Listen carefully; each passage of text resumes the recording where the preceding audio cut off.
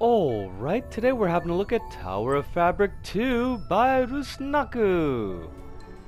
Alright, so here we are in Tower of Fabric 2 by Rusnaku, and it's got a very different feel right off the bat thanks to the music choice from the first Tower of Fabric, which I just actually wrapped up playing. Okay, like, I don't want to bop my head on that.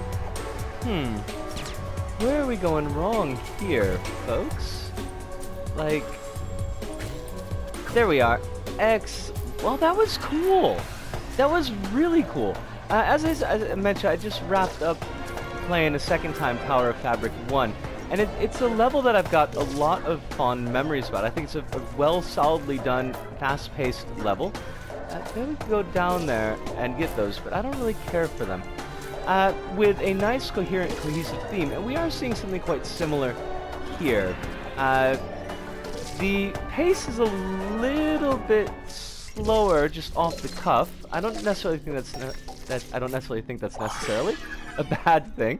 Oh, that is neat. That is neat. That is cool. I like that an awful lot.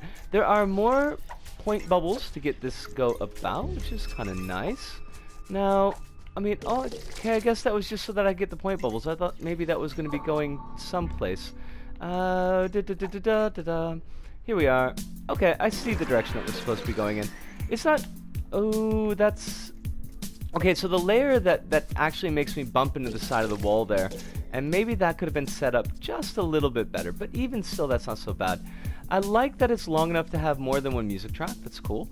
I see what they want us to do with this. Okay. Whoa. I wonder... Okay, we're gonna just try to jump right over. Okay, I see how we were supposed to interact with that, but it really is much easier in the end to hop over it. Oh, that's tricky. I want all of these bubbles is the thing. The placement of the bubbles is a little bit weird, that it's making me kind of hop for them as opposed to just picking them up as I'm running, but that is okay. I do appreciate that they're continuing with the consistency in theme here. I don't really want the prize bubbles, even though I've got prize bubbles turned off. I don't know why I should be quite so adamant about it, but I have the option, and I appreciate that they gave us the option. That is nice. One thing I really dislike in levels is having prize bubbles forced on players. So I wonder what that is supposed to do for us. Excuse me? Why didn't I just drop right down into the hole? Okay, so it's a layer issue again. That is fabric, so we can pull it over. Yata. And I kind of wish that with those switches that there was some... Oh, crumbs! We're already done. We'll talk about this back to Hub. We'll see you there. See yas! And we're back. And, Tower of Fabric 2 by Rusnaku. And, I apologize if I'm saying that name wrong. And, Ruz, please get in touch with me and let me know if the pronunciation is off. I'm never quite sure how to treat C's like that in your name, so let me know. But anyways, Tower of Fabric 2 by Ruz. And I'd say it's a green circle. It's a lot of fun, and a kind of a key deciding factor here for me. We've talked about in the past how I feel that replayability and wanting to return to the level is kind of a big part of this when I'm making decisions, because my own time is relatively limited, and I assume that many people's time is relatively limited. So if a level gets a hook in you like that and you want to go right back to it, and that to me speaks really quite strongly for the experience. And when I was playing it this time, and I recorded the first time, I recorded the second times for the pips, and usually during the second time is when I take the picture that's going to be the title screen, and I forgot because I was in the level, I was in it. And I finished the level and I was like, oh darn it, I forgot to take the picture for the title screen, and I wanted to go directly back in and play it again. And even when we were doing the video, and I had completely lost track of time. The level is very well paced. It does a really good job of, for the most part, keeping you moving, except for a few things that we're going to be talking about. And so I hadn't even noticed the clock until it started ringing. And then that is, again, that's a really, for me, that's a really, really good sign for a level that I am enjoying the level a lot. Now, we'd mentioned in the video that we did take a look at Tower of Fabric 1 in roughly 50 Minutes Fresh, Season 2, Episode 34. And that was another level that I really, really enjoyed. It was a very quick play experience, but it was quick both in the sense that the level itself is really, really short level, but also that the pacing and the music as well. I think the music really helped in that level, that kind of moving things along and keeping me just constantly feeling like I was engaged in the level and I was active in the level. And that is a really important thing for me, to feel like that I'm not out of the level, that I'm right there in it. And Tower of Fabric 1 did a great job with that, and I think Tower of Fabric 2 did an excellent job with that as well. It is a slightly bulkier level, but really I would say just slightly bulkier.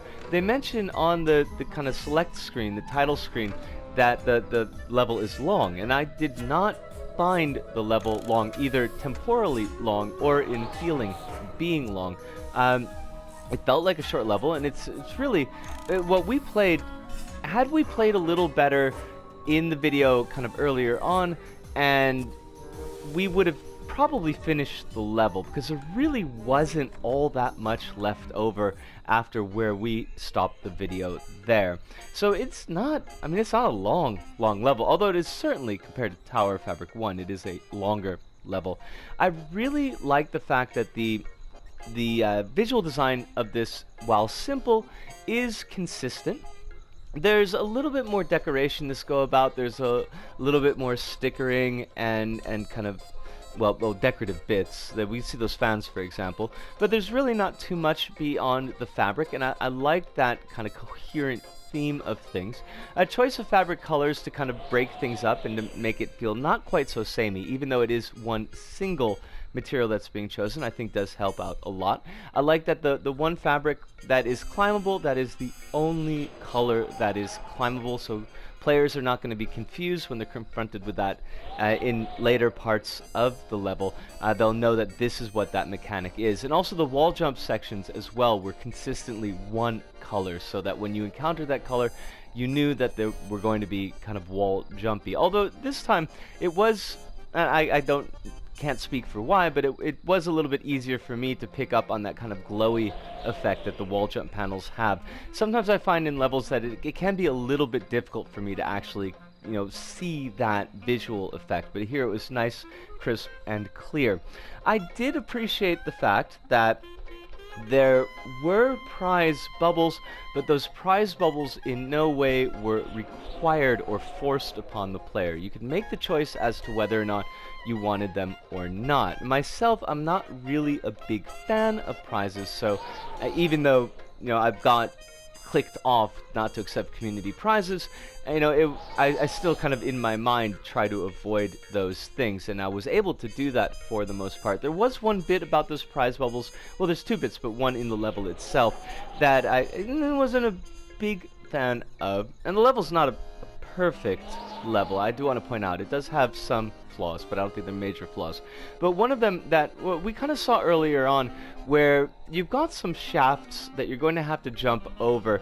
They're dropping electrical bits, and there's prize bubbles that are in those shafts. They're kind of represented by like a red fabric background there, and it's really a pain to pick those prize bubbles up if you are somebody who is going to be picking those prize bubbles up.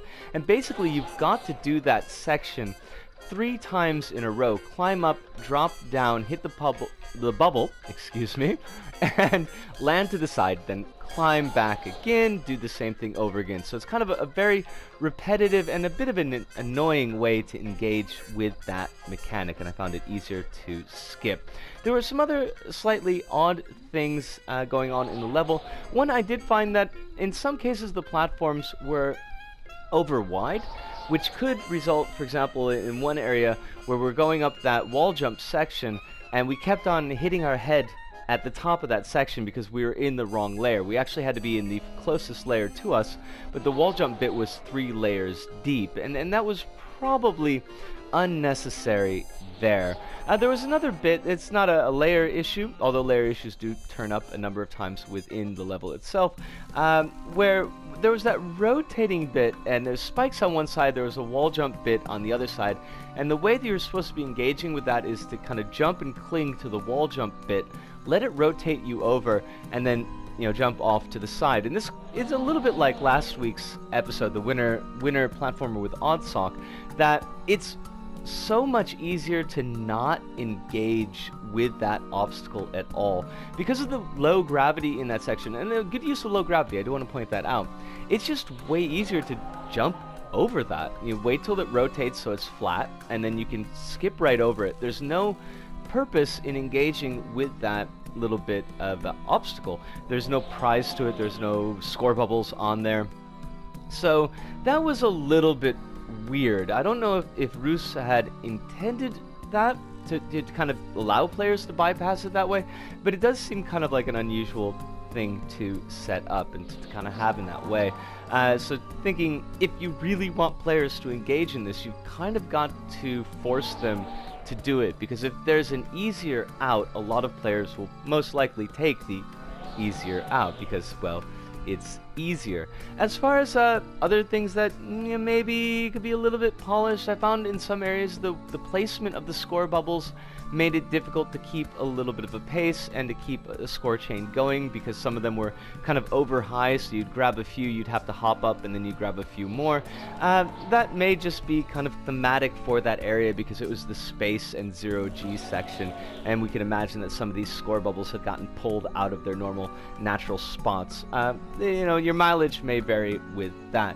One thing that was a little bit weird, and I don't think this is on Roos's side, I think this is maybe something on the LBP side, because it's got an adventure scoreboard, so you don't immediately see what your score placement is in relation to other players who've done the level. I got a really good score on my third time through, and I was listed as like the only one in the upper left score bit, so I guess it meant that I was at least in the top 5, and I kind of wanted to know, well, how was I? Was I number 4? Was I number 3? Whatever. So I went to the results section, the details section, and it only listed my score, which was strange, and I wondered, had I been the only person to actually complete this level? It's a very new level, so that is certainly a possibility. When I went to the number of times played details section, it said that it had been completed 5 times. 3 of those times were myself, because I've been playing 3 times. That meant that it had been completed by 2 other players, but their scores weren't listed in the scoreboard section. So I don't know what was going on with that. I don't know if I'm just like, what? I don't know. There's the thing. I have no idea what was going on with that, but it was really just a little bit unusual. I've talked a lot about this, but I actually had a fair amount to say. I really enjoyed this level. I really appreciate that Roos got in touch with me and let me know about it, because my time is very pressed right now, is very pressed recently. Sometimes doing the digging and searching for levels can be a little bit tough. So when folks reach out and let me know that, here's a level that I've made, or here's a level that I've played, I really like it, I think you should show it on the show, I super duper appreciate that, especially right now, because it's a really big help. So by all means, please do be in touch, direct levels my way. I love that when it happens, because it makes my life a lot easier.